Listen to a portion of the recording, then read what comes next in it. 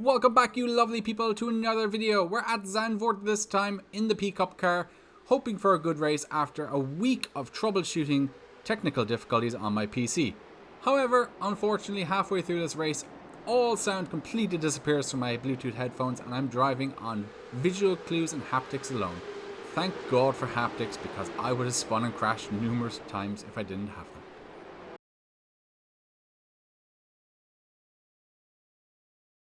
About to go green. Get the revs up. Green, green, green. Nice launch. Really good launch. Gained a position off the launch there. Nice and Left cautious side. coming in here. Clear. Clear on the left. Okay, let's go. Let's do this.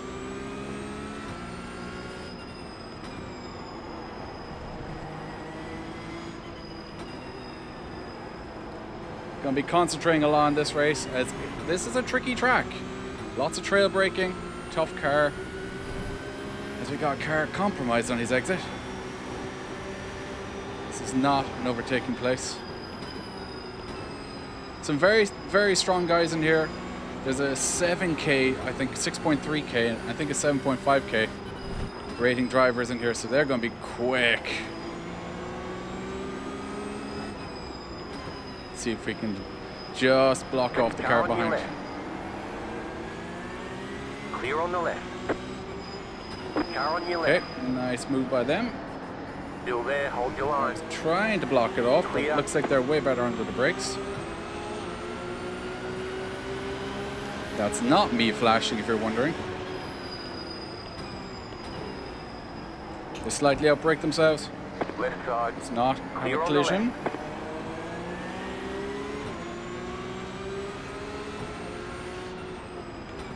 Cold tires in this first lap, just being a little cautious. But it looks like we may have gained a position or two, I'm not sure. I think we qualified P10 in this one. Wasn't a good lap, messed up the first lap, wasn't a good lap in the second lap. But we might have a move into turn one. 45.666. They outbrake themselves. Get the car turned, come on, Left come on. side.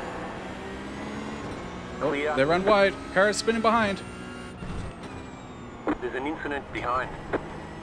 Yes, there is. Check up, check up, check up. And that green and black car is off here The once car in again. front, gone off.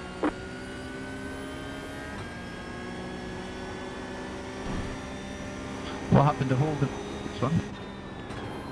Very easy to lock the brakes on this corner. Didn't feel the confidence in getting on the power early there.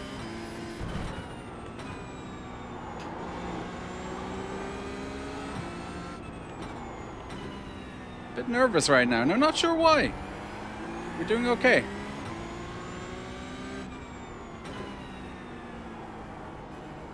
As you can see by the new graphics, we have telemetry, so we have my inputs. Take a look at those and let me know if I'm doing anything wrong, because I got a feeling I might be doing some things wrong. Oh, a little bit of understeer there.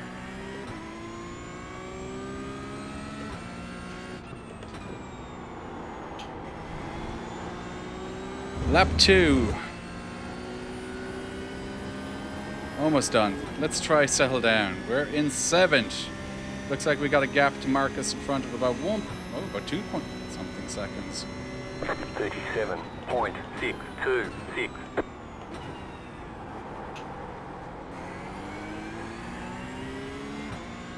See if we can catch up to this group up in front.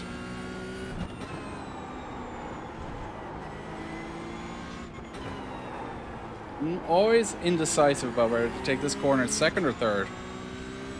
I find second the car rotates a bit more, but then you lose a bit of the momentum. So for now we're going to stick with second because I feel more comfortable, but I think maybe third's probably the better one for that one. Don't go up, understeer. Ooh, completely brake too late there. Lucky to keep that one on the track.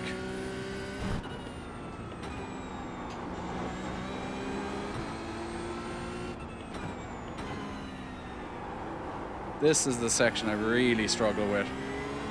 These back-to-back hairpins. Just don't feel fast around them at all.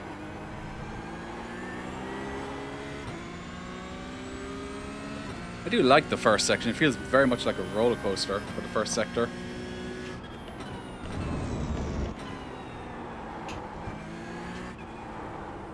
Zandvoort, I hadn't really raced it until I jumped into P Cup. Seems like an interesting car and track combo.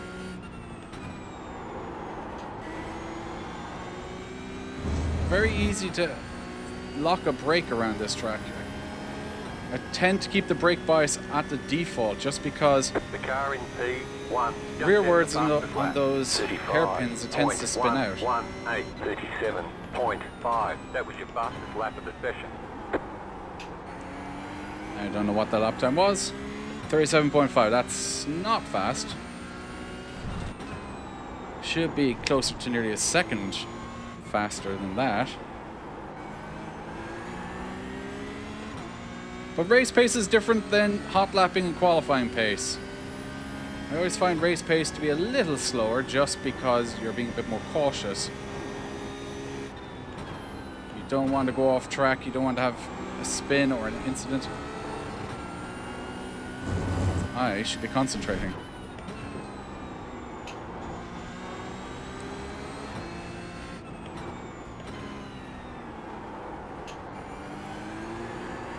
Ooh, vibrations. The haptics are going nuts there as the back end started to slide around. Car is understeering. I should be doing something with the brake to get the car rotate rather than on the throttle. Okay, we're being lost here. Kind of no man's land right now. Let's get my act together here.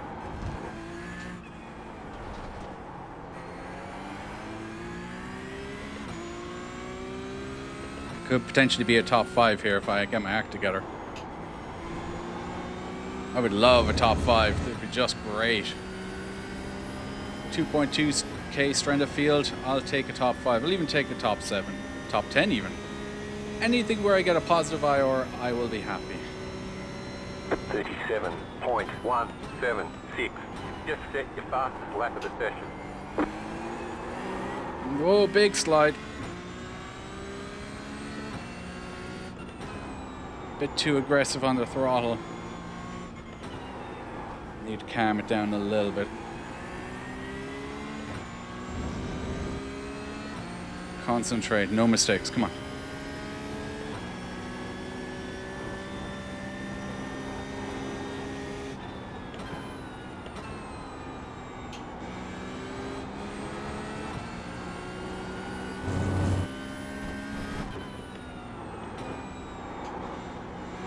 Didn't quite get that one hooked up as well as I would have liked.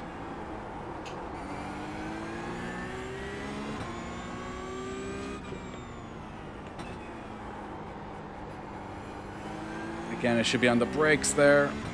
Just a little bit to get the car rotated. Although we seem to be catching Marcus, he must have had an issue.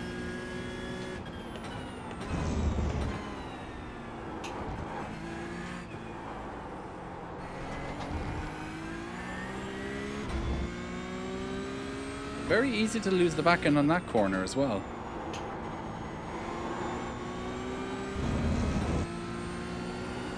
Just had to do a little lift there. Back end wanted to come around and I wasn't ready for it. Yeah, everyone ahead of me is doing 136s. I need to be in the 136s. 37.471. That's not fast as I outbrake myself into turn number 1.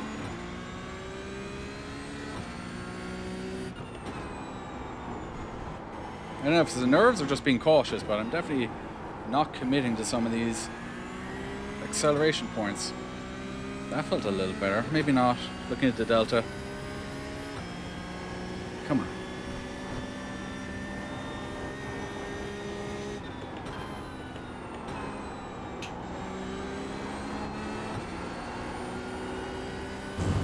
That felt a little better.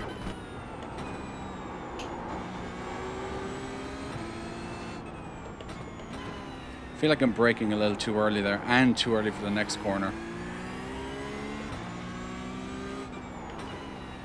Just afraid of spinning out here. As you can see, I completely messed up my acceleration out of that corner. Nerves. P Cup scares me at times.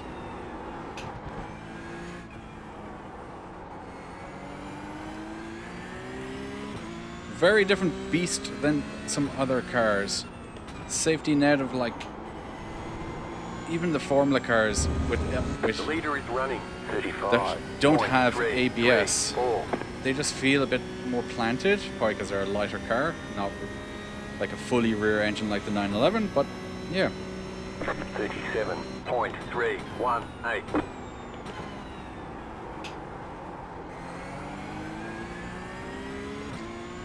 it's a fun car. I like it. That's why I'm doing this series. But I need to practice it more.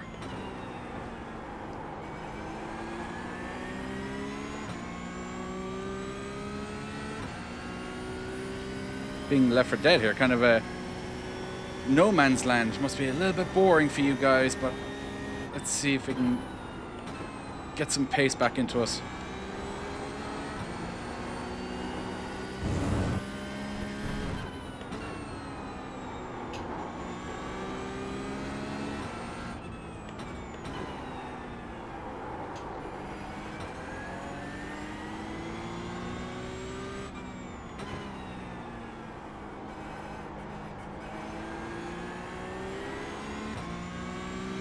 Marcus is just slowly pulling away from us, and we're slowly pulling away from Pavel behind. In practice, even on long runs, I was doing 136s. Just can't seem to hook it up right now.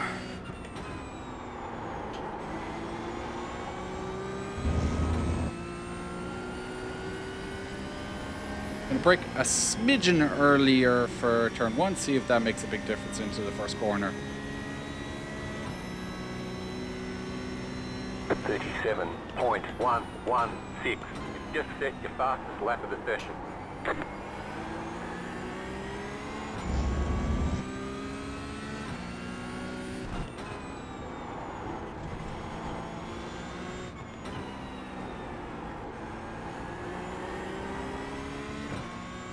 Yeah, we got that one a bit better. You can see on the time difference on the dashboard. Come on, get into a rhythm now.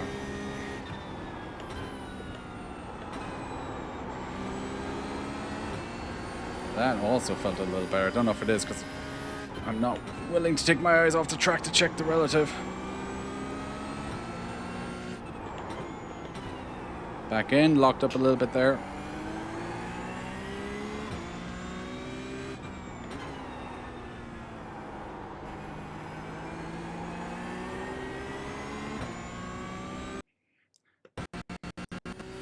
No, I just lost sound. Excellent. So we're going to do this race without any sound. Nice. Love when your Bluetooth headphones disconnect. It's going to be a fun one.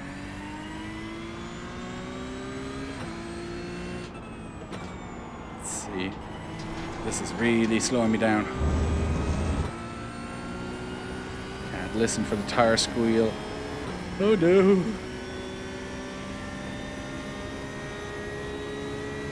It's also weird because I can hear myself a bit better.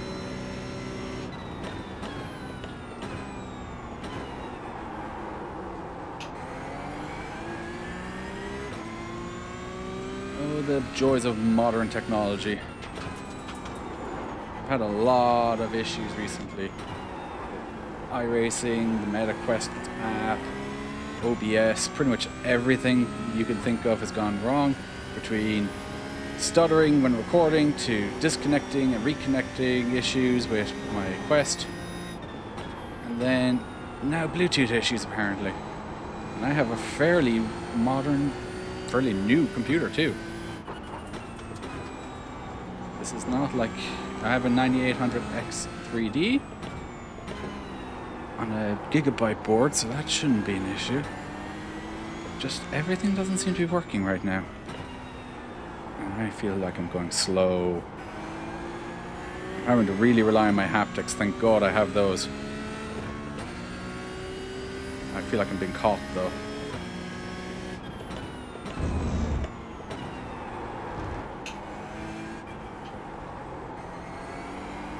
Oh, I'm driving like absolute trash. 3.2 to the car behind. Trying to go on just feel alone. which is very, very tricky. I do rely a lot on sound, as I feel like a lot of people do. But anywho, you just gotta deal with it. Think of it as like a mechanical car issue. As the car just understeers coming through there. I may drop the brake bias back a notch, just to help with a little bit of rotation. As the tires wear down and the fuel burns off, the car won't want to turn. It's there where I'm going to get stuck hitting the limiter a lot. Because I can't hear the engine note right now.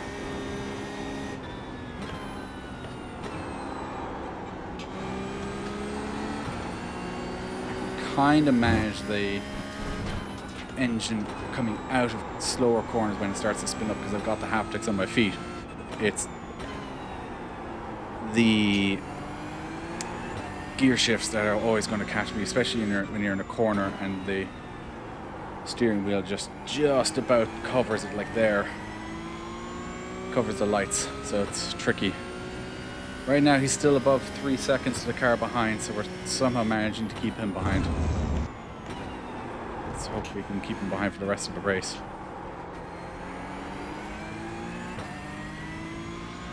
Not sure how long we've left, 10 minutes or so.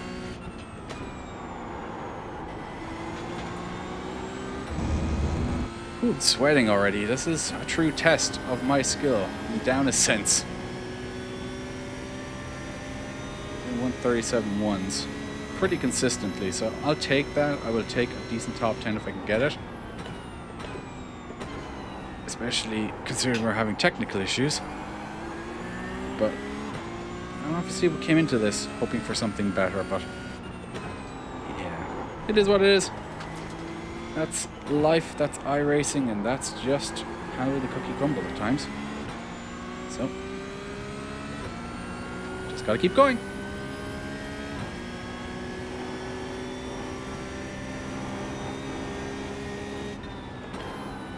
Gonna be jumping in the Erica car again, hopefully this weekend. Lanier Raceway is a little bit of a nutcase one. Very, very short track. It's like 15-second lap time or something. Ridiculous like that. So it's like, it's gonna be very interesting to race that one. It does not want to rotate right now. Just under 3 seconds to the car behind.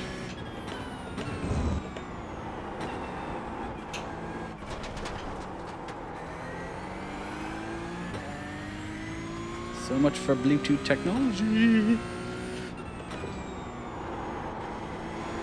I would love to. I normally practice with my speakers on, not my headphones.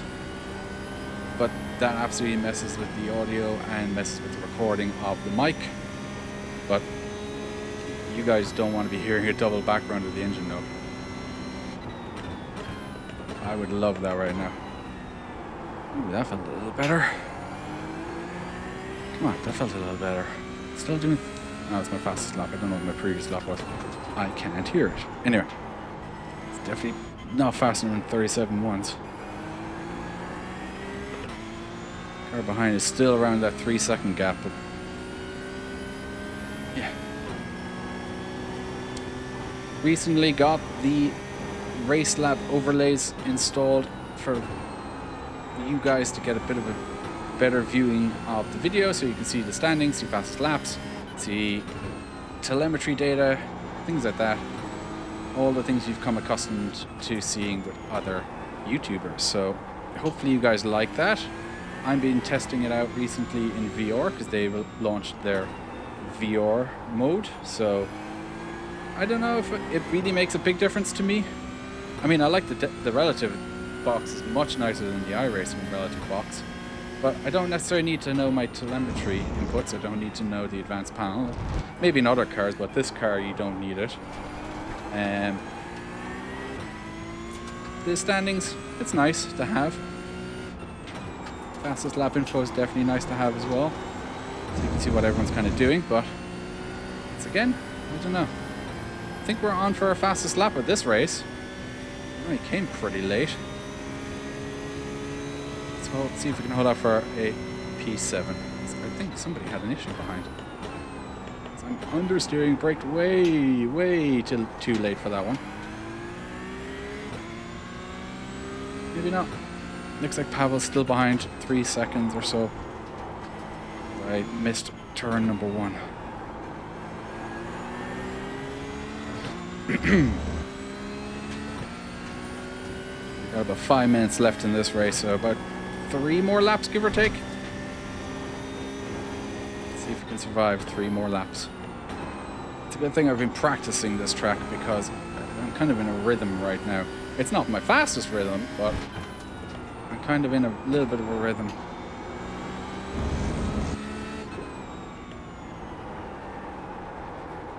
Ooh, definitely not liking that car to not downshift. That's why it didn't rotate. Tricky. Of course, it was working perfectly fine before the race. Always when you need it, isn't it?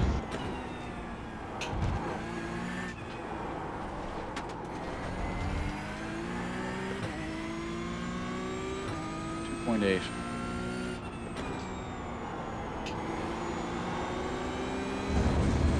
Definitely getting left behind by Marcus and Franz in 5th and 6th, but that's to be expected. I'm never going to be hitting my fastest lap times not knowing what the tyres are doing.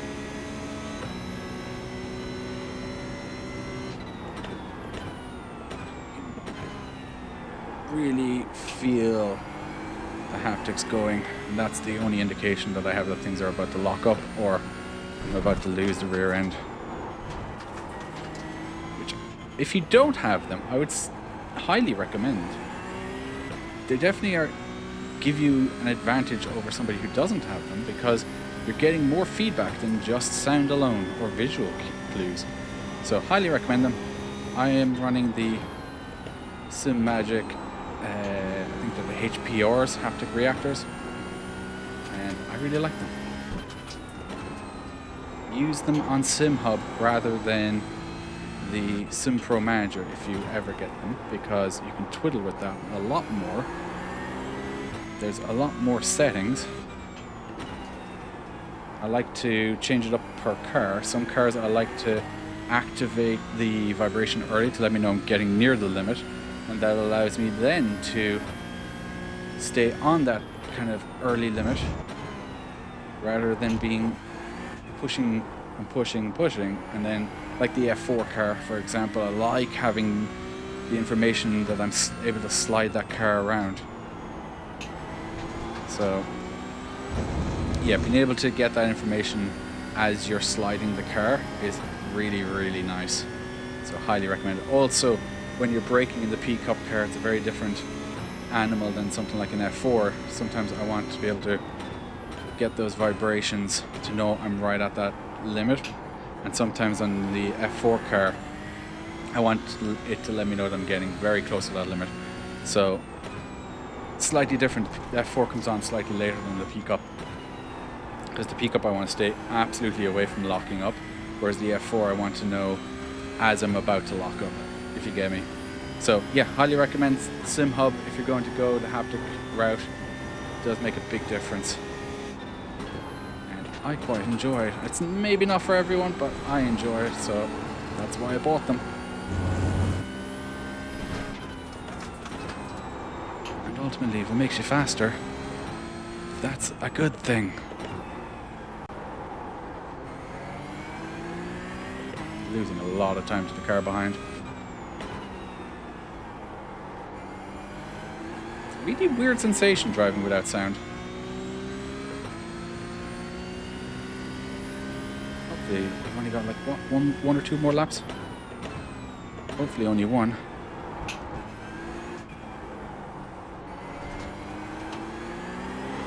Oh, big slide. That was bound to happen at some point. It's getting a bit too comfortable with how the car was handling. Well, we still kept the gap of 1.9.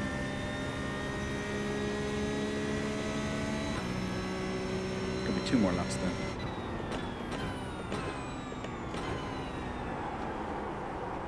Hopefully Pavel behind doesn't catch us too quickly, and hopefully we don't make any more silly mistakes like that one. I can never quite get this corner right, so if you guys have any suggestions or tips on the line or what to do with it, please leave a comment down below, because I'd love to learn how to do that corner a bit better. It's definitely a bit of an Achilles heel. I'm intending to brake a little early for that corner too. Let's see if we can get on the power nice and early.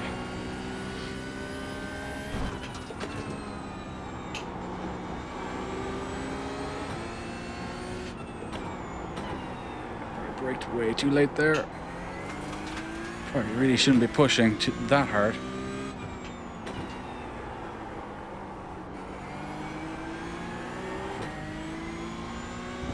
Really relying on those haptics again there. Every time I come out of that corner I have to just feel what the pedal is telling me rather than anything else. Gap is still remaining about 2 seconds. I think that I glanced down below, I think that says 2 laps to go, so dear God, we still got 2 more laps to go, really? Okay. 17 lap race. I think I did the majority of them with no sound.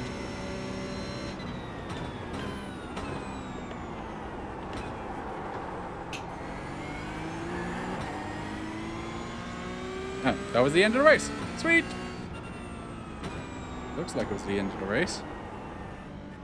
Everyone's disconnecting. I don't see a flag. Okay, definitely the end of the race. So, we survived. It looks like it's a P7, but let's check the results and see how we actually got on as well. So, to the results. Despite having no sound for half of the race and relying on visual clues and haptics alone, it's double green. It's plus 0.22 to safety rating, plus 40 to our iRating, bumping us up again above 2.4k. Finished P7 after starting P10. I'll take it considering we were dealing with technical difficulties, but I could have gone a little bit faster, probably not enough to compete with 6th or 5th, but it is what it is. Anyway, if you like this video, guys, give it a like. If you have any comments or suggestions, especially now that you can see my inputs in the telemetry, leave a comment down below. Love to hear from you guys. Love to hear your suggestions. And if you want to see more videos like this, as well as some oval races, click the subscribe button. Love to have you around. And hope to see you in the next video. Subscribe to Racing Respite, let the chaos unwind. A sanctuary of silence where your soul realigns. It's that button, feel the call, let the world drift away. Racing Respite's calling, join the escape. It's today.